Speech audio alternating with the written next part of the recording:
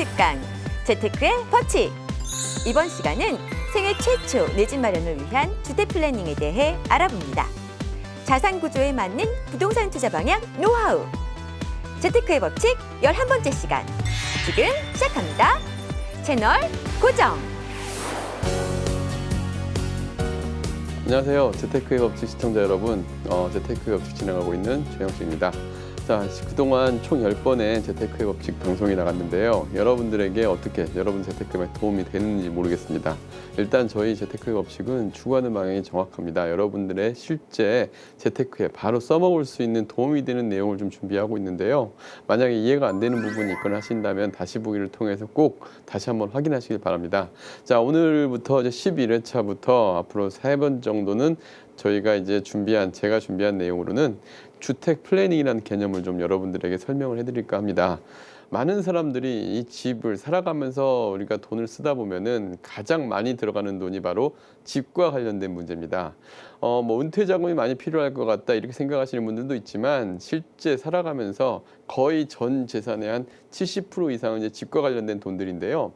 바로 이 전 생애에서 가장 많은 돈은 들어가는 이 주택과 관련된 돈의 플랜을 어떻게 세우느냐에 따라서 인생이 달라지는 경우들도 참 많이 봤습니다.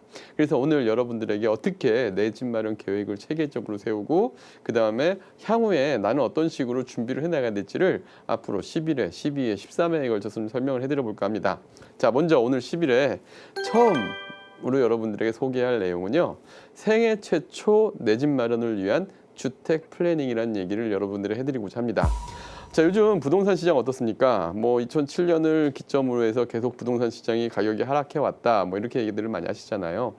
실제 우리나라 주택 보급률이 100%가 넘어서면서부터요. 2008년도부터 가격 하락이 된 거는 맞습니다.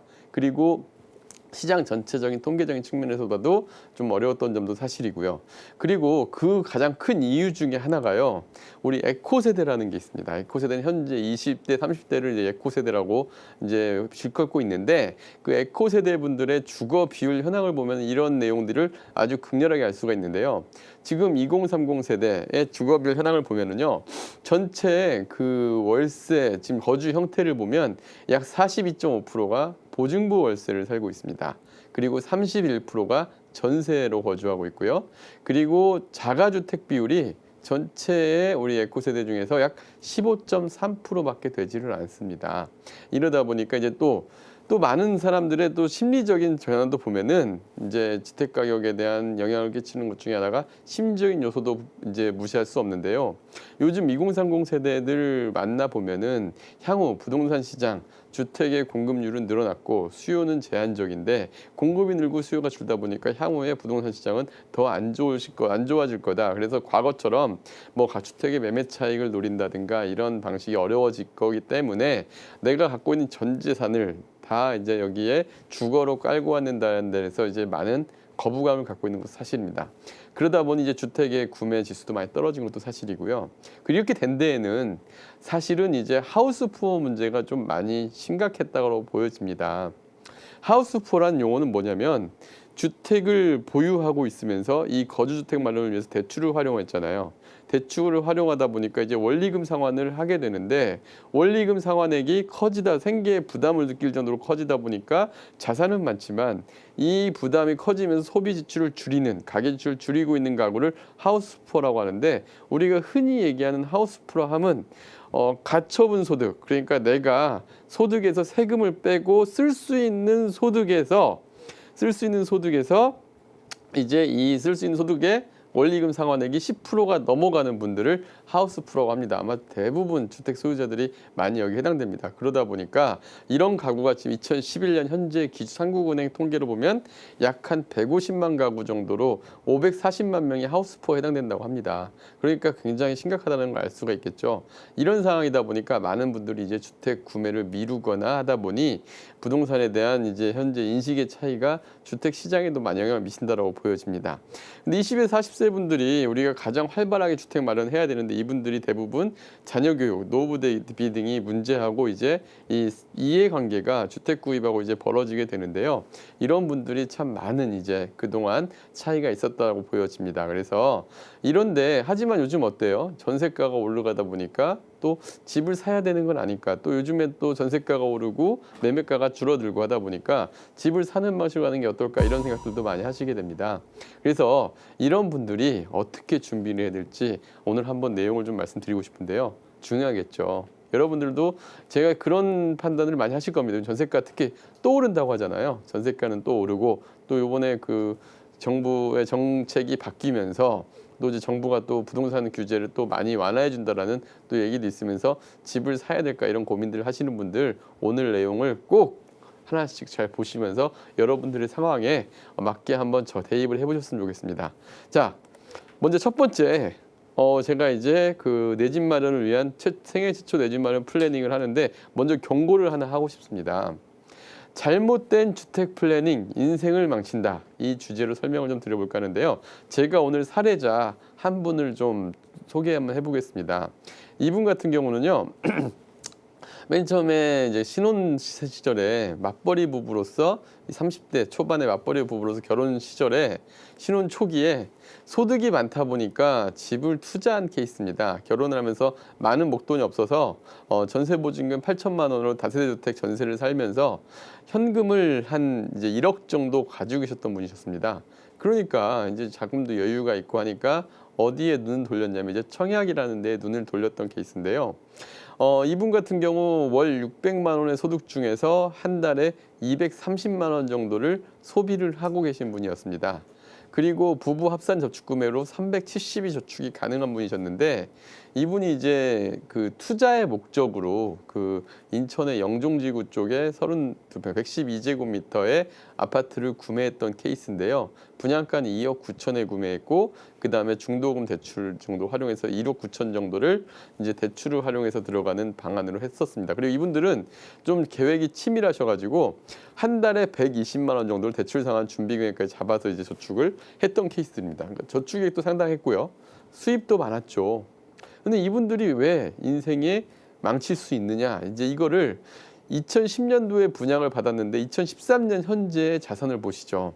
2013년 현재의 자산을 보면 2억 9천에 분양받은 집이 문제는 이제 이 집의 가격이 실제로 팔리지가 않는 가격이 되다 보니까 2억 2천만 원 정도로 가격이 떨어졌습니다. 단순하게 7천만 원 떨어졌네? 이렇게 생각할 수 있지만 문제는 뭐냐면 이 집이 전세 비율이 좀 낮은 집이에요. 그러다 보니까 전세는 9천에 나갔어요. 그러면은 대출은 공고금이 이제 1억 정도가 남아 있는 상황이고 또 반면에 이분들이 살고 있는 다세대 주택은 어떻게 됐느냐?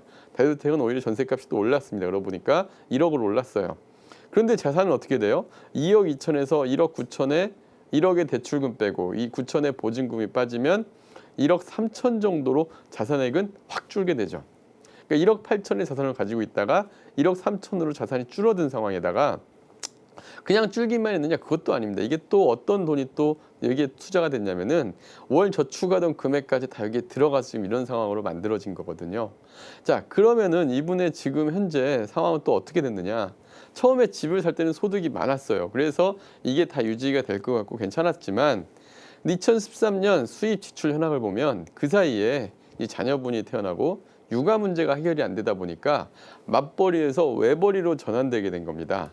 외벌이로 전환되다 보니까 한 달 소득이 600에서 430만 원으로 바뀌게 됐죠. 그리고 한 달에 소비 지출은 또 늘어났겠죠. 왜? 자녀가 또 태어났으니까.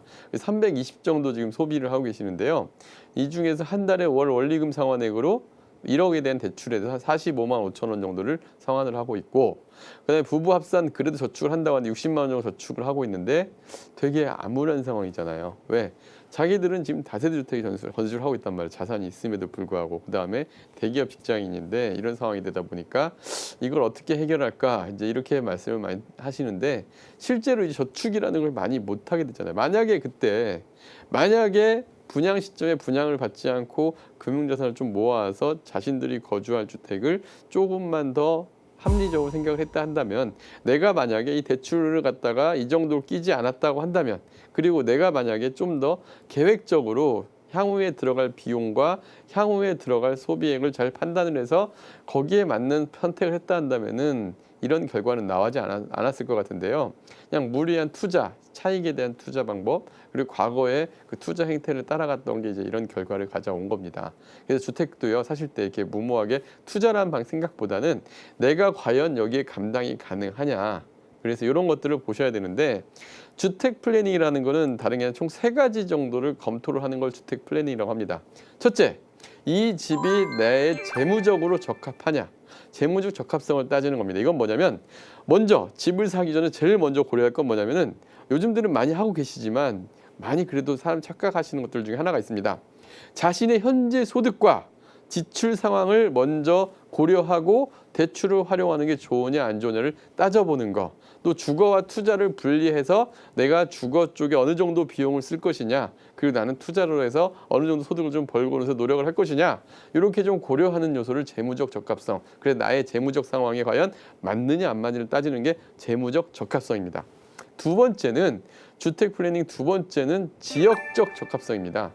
뭐 투자만 좋다고 그래가지고 무조건 맞출 수는 없잖아요. 왜냐하면 직장과의 거리, 우리가 아무리 투자성이 좋다 하더라도 내가 살고자 하는데 직장하고 멀어서 실제 거주를 활용할 수가 없다 한다면 그것도 좀 고려해 볼 만한 생각이잖아요. 그 다음에 자녀분들이 있으신 분들은 가장 또 우선적으로 따지는 게 자녀 교육과의 연계성 등을 이제 광역적으로, 그러니까 보통 보면은 많은 분들이 집을 선택하실 때 자기가 아는 그 지역만으로 판단하시는데, 사실은 좀 더 합리적으로 본다 한다면, 넓게 본다 한다면은 선택의 폭이 되게 넓어지거든요. 그래서 좀 광역적으로 지역의 판단을 할 필요도 좀 있습니다. 그다음에 세 번째는 주택의 적합성인데요. 주택의 적합성은 뭐냐면 우리의 가정하에서 지금 면적이 과연 어느 정도의 면적이 적합하냐. 그래서 면적의 적합성도 굉장히 중요한 요소 중에 하나입니다. 그 다음에 건물에 흠결이 있는 거나 하자가 있는 건 아니냐. 예를 들면은 이런 겁니다. 2003년도 이전에 지은 것과 그 이후에 지은 것들에 대해서 또 구조도 틀리고요. 건축 설계상에 또 감리상의 법도 바뀌었기 때문에 벽의 단열재라든가 그다음에 층간 소음도 이런 부분들도 차이가 굉장히 크거든요. 그래서 이런 부분들은 또 적합하냐 안 하냐. 그다음에 또 이제 전월세를 들어가시는 분들은 임대차 권리관계엔 하자는 없는지를 갖다가 판단을 하는 게 주택의 적합성, 즉 3가지의 적합성을 좀 따져보면서 판단을 하는 게 주택 플래닝이라고 합니다. 자, 그러면 이제 약간 모호한 개념, 새롭게 접근되는 개념인데, 이 주택 플래닝이라는 걸 한번 적용을 한번 해볼까요? 실사례로요. 자, 먼저 이런 분이 있었습니다. 이분은 이제 실제 상담, 이제 시청자 상담 고객이신데, 이 결혼 6년 차시고요. 현 전세, 지금 현재 금천구에 전세보증금 1억 4천만 원 정도에 살고 계신 분입니다. 또 외벌이 부부고 한 달에 소득을 한 330만 원 정도 버는, 세후로 버는 그런 이제 외벌이 부부셨습니다. 자녀는 한 명 정도, 한 명 계시고요. 그리고 소비 지출은 한 달에 250만 원을 하고 있고 월 80만 원 정도 저축을 하시는 분입니다.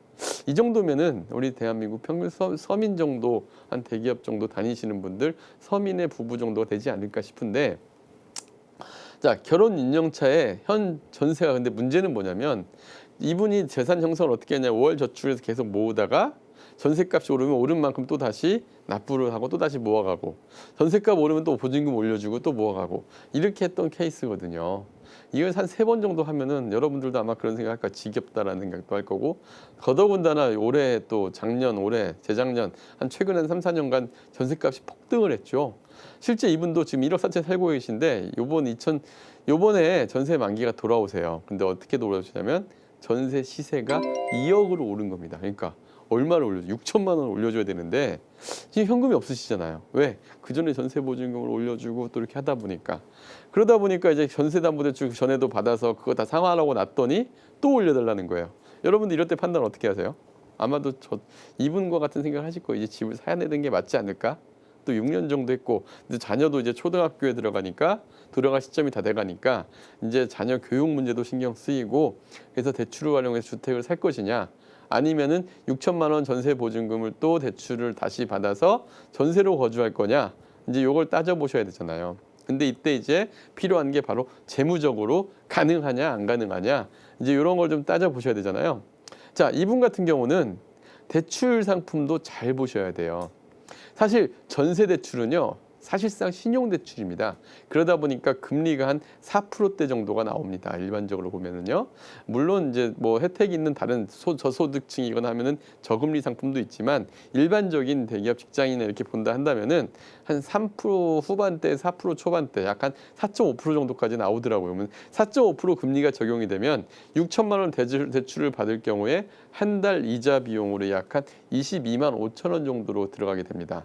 근데 이분한테 이제 제가 그 제안했던 내용은요, 뭐였냐면 바로 주택 구입 쪽으로 돌아섰습니다. 지금 이 집 2억 원의 대출 전세집이 2억 원의 전세집이 주택 매수에 나서게 되면 2억 4천이면 매수가 가능합니다. 요즘 이런 집들 굉장히 많아요. 매매가가 대비 전세가가 거의 90%에 육박하는 집들도 의외로 주변에 많습니다. 특히 중소형 아파트들 경우에는 그런 집들이 많은데 이분 같은 경우도 우리나라 정부에서 보면은 그 첫 생애 최초로 대출 이제 주택을 구입하시는 분들에게 혜택을 주는 상품들이 몇 가지가 있습니다. 그 중에 하나가 수익 공유형 모기지라는 게 있는데요. 수익 공유형 모기지 1.5% 금리 적용하는 걸 활용을 해가지고 한 달 이자 비용이 1억을 대출 받았는데 12만 5천 원이 나가게 됩니다. 자, 6천만 원 대출 받았는데 22만 5천 원이 나가는 게 나을까요? 아니면은 주택 구입을 통해서 12만 5천 원의 대출 이자가 나가는 게 나을까요? 저는 후자가 낫다라고 판단을 했습니다. 물론 세금이나 이런 것도 같이 감안을 해야겠지만, 자, 그러면 주택 구입을 했을 때 장점은 뭐가 있을까요? 일단 전세제도에 대해서 좀 생각을 한번 해봐야 됩니다. 전세제도에서 어떤 점을 생각해야 되느냐? 첫째, 전세를 만약에 산다고 한다면은 전세가 모르는 리스크도 생각을 해야 되고 2년에 한 번씩 이사나 이런 것도 검토를 또 계속 해봐야 됩니다. 이사 비용이나 이런 것들도 있죠. 자, 두 번째는요. 전세보증금 최근에 워낙 전세가 비중이 높다 보니까 전세보증금의 그 안정성이 떨어지는 것도 사실입니다. 예를 들면 집이 경매에 넘어간다든가 뭐 이런 경우들도 상당히 많이 보여요. 최근에 특히 다가구 주택 보유자들이나 이런 다가구 주택 세입자들이나 이런 데 사고 사례들도 최근에 좀 많이 띄고 있습니다. 그러다 보니까 전세금도 안정성 면에 떨어집니다. 그리고 만약에 반면에 집을 사면 어떻게 돼요? 일단 그런 부분에도 해방이 되죠. 주거가 안정화가 되고요. 자녀 교육 문제도 한 곳에 정착을 하면서 보통 초등학교 자녀가 다니게 되면은 웬만하면 전학을 시키지 않는 게 자녀의 교육에도 좋습니다. 그래서 그런 부분들까지 감안을 해서 이제 문제까지 해결이 되는 그러한 내용까지 봤습니다. 자, 먼저 재무적 적합성 면에서 수익 공유형 모기지를 활용했을 때 충분히 상환 능력이 가능한 내용이었고요. 두 번째, 주택의 적합성 보면은 3인 가족에서 중소형 평형 아파트에 들어가던 주택의 적합성도 있었고요. 지역적 적합성, 자녀 교육과 또 출퇴근, 그다음에 물론 역세권의 아파트다 보니까 이런 것까지 같이 고려해서 현재 살고 있는 그 단지 내에서 고려했기 때문에 모든 세 가지 요소가 맞아 떨어지잖아요. 이러면은 주택 구입이 나서 된다는 겁니다. 보통 보면 주택 구입을 많은 분들은 어떻게 나서냐면은 투자성만 보고 판단하시는 분들 너무 많은 것 같아요. 오를 것이냐 떨어질 것이냐. 사실 그거는 알 수 없는 내용이잖아요. 근데 주택은요, 주거의 가치가 크기 때문에 투자보다 우선 고려될 게 자신 상황과의 적합성을 꼭 따지시는 겁니다. 이런 식으로 따져보시는 거예요. 자, 그러면은 생애 최초 주택 마련하는 분들에 대해서 혜택을 주는 상품들을 좀 몇 가지를 좀 살펴볼까요? 자, 먼저 생애 주택 마련 대출 제도들을 좀 자세히 알 필요가 있습니다. 앞에서 얘기한 수익 공유형 모기지 같은 경우가 대표적인 예인데요. 수익 공유형 모기지란 말은 사실은 이 상품 내용에 대해서 제목에 답이 조금 있습니다. 수익 공유형, 수익을 공유한다. 주택기금공사에서 우리가 저금리로서 혜택을 주는 반면에 만약에 매매 차익이 발생할 때에는 일정 수익을 공유하는 게 바로 이제 이 수익 공유형 모기지입니다. 대출 대상이 좀 제한적이에요. 왜? 주택기금공사에 돈이 들어가기 때문에 저소득층을 위한 좀 복지제도라고 보시면 됩니다. 생애 최초 처음으로 주택을 구입하는 사람에게만 해당이 되는 내용인데요. 세대원이 만 19세 이상 세대주로서 부부 합산 연간 총소득액이 1년 7천만 원 이하인 경우에만 해당이 됩니다. 자, 그리고요. 대출 금리는요. 고정금리예요. 게다가 1.5% 금리입니다. 해당만 된다 하면은, 그리고 주택시장이 향후에 많이 안 오른다고 생각이 된다 한다면은 이거는 활용해 볼 만한 상품이라고 보여집니다. 그리고 대출 한도도 굉장히 높게 나옵니다. 주택 가격의 70%까지 대출 한도가 나오고요. 구입자 연소득의 4.5배까지 나오게 됩니다. 그리고 전용 면적 85제곱미터 이하의 6억 원 이하의 아파트만 해당이 되고요. 수도권 및 5대 광역시에만 한정해서 이 상품을 활용할 수가 있습니다. 그리고 대출 기간은 20년 원리금 균등 기간으로 하고요. 초기 상환 수수료도 있습니다. 3년 이내에 만약에 상환할 때는 1.8%, 5년 이내에 상환할 때는 0.9% 조기 상환 수수료도 있으니까 자신의 상황에서 자기에 맞는 거를 좀 활용할 필요가 있고요. 그다음에 수익 공유 모기지는 이렇게 뭐 수익을 쉐어한다라는 방식이지만 그게 아니라 기존에 그 생애 최초 내 집 마련 대출이라는 것도 사실 지금 시중에서도 활용할 수 있습니다. 이거는 내 집 마련 디딤돌 대출이라는 이름으로 활용 가능한데 기존의 생애 최초 내 집 마련 대출과 동일한 상품입니다. 근데 얘는 차이는 수익을 공유하지 않습니다. 매매 차익에 대해서는 현재 그 사시는 분이 모두 다 가져갈 수 있는 구조예요. 단 금리가 조금 높아요. 일단 조건을 보면 부부 합산 총 소득이 6천만 원 이하인 근로자 그리고 최초 주택 구입인 경우에 7천만 원 이하까지 가능합니다. 근로자 및 서민 대출로서 대출 신청일 현재 세대주여야 되고요. 그 다음에 그 최고 2억 원까지 DTI를 적용해서 대출해 줍니다. 그리고 전용 면적 85제곱미터 이하 6억 원 이하 주택, 수도권은 제외하고 읍면지역 100제곱미터 이하까지 가능한데요. 대출 기간은 10년, 15년, 20년, 30년 원리금 균등 상환인데 얘 금리는요. 이 상품의 금리는 굉장히 양호합니다. 먼저 현 기준금리를 3.5%라고 가정을 했을 때요. 소득에 따라서 금리가 약간씩 틀려지는데 30년 기준으로 만약에 4천만 원 초과 6천만 원 이하의 근로자라고 한다면은 3.5%가 적용되는데 만약에 부부 합산 연소득 2천만 원 이하인 경우에는 2.8%까지 떨어지게 됩니다. 그래서 이런 부분들, 그 다음에 다자녀 가구에 또 0.5% 혜택도 주고, 그 다음에 뭐 다문화 가정, 뭐 국가유공자들에겐 또 다른 혜택도 같이 주기 때문에 이런 부분들까지 같이 감안하면 이런 주택 대출들은 좀 활용해 볼 만하지 않을까 싶습니다. 그래서 이제 이런 부분들도 같이 활용을 하고 한다면 우리가 주택 선택의 폭이 넓어지는데 또 하나 마지막으로 하나 더 살펴봐야 될 거는 장기 전세 시프트라는 제도가 있습니다. 장기 전세 시프트 제도는 사실 우리가 조건만 된다 한다면은 상당히 양호한 20년 동안 전세를 안정적으로 할 수 있는 방법인데 이 부분은 사실 이제 많은 사람들이 관심을 갖기도 하고 있습니다. 일단 3인 이하의 경우에 만약에 이제 우리가 전용 면적 그 80제곱미터 이하, 60제곱미터 이하의 아파트를 만약에 한다면은 3인 이하의 가구 경우 월 314만 4,500원 정도의 소득의 70%를 넘게 되면은 청약이 안 됩니다. 그러니까 저소득층, 그다음에 신혼부부 우선 공급이나 다자녀, 국가유공자 공급들을 잘 활용을 한다면 굉장히 효율적인 주택 선택 방안이 될 텐데요. 자, 마무리로서 이제 여러분들에게 생애 최초로 주택 마련을 고민한다거나 주택 플래닝을 세워본다 한다면은 가장 먼저 점검해야 될 건 자신의 상황부터 점검하십시오. 소득 대비 과도한 주거 비용은 아닌 점검을 하시고요. 임대차 계획의 경우에는 금액의 안정성 고려해서 사전 등기부등 등 확인은 필수적입니다. 그다음에 전세대 매매, 주거 비용 철저히 분석하셔야 되고요. 지역은 최대한 강력적으로 판단하십시오. 그리고 대출 상품은 생애 최초 대출 혜택 있는 건 꼭 활용하시길 바랍니다. 그래서 이런 식으로 여러분들에게 이제 생애 최초 주택 대출의 기본적인 알아야 될 걸 말씀드렸는데요. 다음 시간에는 이제 주택의 주거와 투자를 분리하는 주택 플래닝에 대해서 설명드리도록 하겠습니다. 오늘 생애 최초 내 집 마련 대출, 내 집 마련 생애 최초의 내 집 마련 주택 플랜에 대해서 설명드렸는데요.